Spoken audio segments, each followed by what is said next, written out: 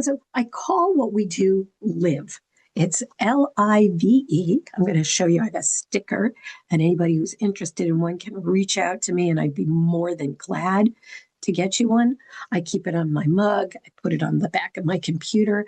I've got friends and clients that keep it on their dashboard because we have to stop and think this is not a natural thing. So live is how I listen to people. And everybody thinks, well, I don't need, I listen all the time, right? Are you really? Because most of the time we listen to see, what can I say? What can I fix? How can I help? Instead of listening to understand, to be curious. Wow, what's going on here? It feels heavy. What is that heaviness? Where is it coming from? How often does he feel it? And I don't interrupt with the questions. I'm thinking them and I'm listening to put all the pieces together so that it makes sense. Be curious.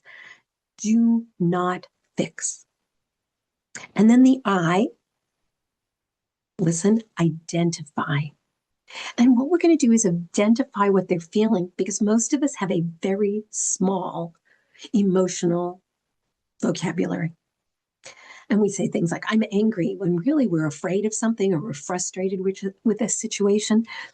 Or I'm confused and I'm just like, I'm just mad because you're not telling me what I need to know. And it's really, I'm feeling really confused and I can't get my hands on this, right? So we want to give them words. And when you do that, please don't say you are, because that's offensive. You don't know what's happening in my head. You can only tell me what it seems like. It seems like you're really confused.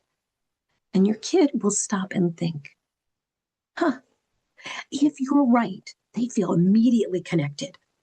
Wow, you get me. But don't be afraid, because if you suggest that they're confused and they go, no, it's not confused. I just feel lonely. You can say, I got it. It seemed like confusion, but it's really loneliness. Thank you. That was helpful. And what you're doing is when they have to find words, it helps keep them calm. It helps you connect. And if you use the same words they do, we feel safer with people who are like us than people who aren't.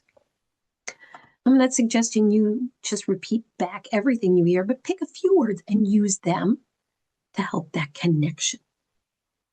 When they're really upset, it isn't a great time to grab hold of them unless they're falling apart. Then you can hold them until they calm down enough to talk, especially if they're very little.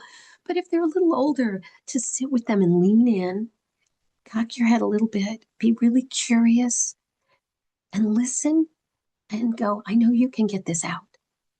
I'm patient. I'll wait. They want to know that it's okay that they're having troubles finding those words.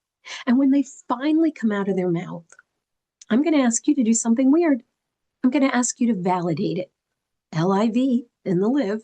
And I'm not to say you're right, but to say, I think if I were your age, I would think that too. Or I remember feeling that way. Or even though I know better, I'm feeling that way too. I think that's pretty normal because we're always afraid that what we're feeling is wrong or bad or it's going to separate us from people. So this is our opportunity to say, okay, I can understand that. I'm not sure I agree, but I can see why you're feeling like that. And don't rush to fix it. And as you listen, you identify and you validate. You may validate and identify and then listen some more. They get calmer, then offer or wait for them to ask you in to explore. So if you look back at my little sticky here, there's a little line and it says pause. I believe that we have to pause because that's our friend. It allows our kids to think. It allows the Holy Spirit to speak to them. And it gives them an opportunity to ask for your help. Daddy, what would you do? Mommy, how do you handle this? Now you've been invited in, and the advice and the help that you give will be more useful to them. They'll actually use it or try it, or at least try parts of it. because they've asked for it. When we start fixing before somebody asks, they don't want that help. And I don't care if they're 3 or they're 33. We kind of need to wait for that. If your child is 3, 4, 5, they're really little and they're really upset, I hug them, I rock with them, and I remind them, I got you. I'm here. I'm going to hold you until we're both calm, and then we're going to talk. And then we talk. And everything I'm talking about, we're going to shrink down really small, right? Short. They have the ability, they don't have the language, they don't have the knowledge or the experience.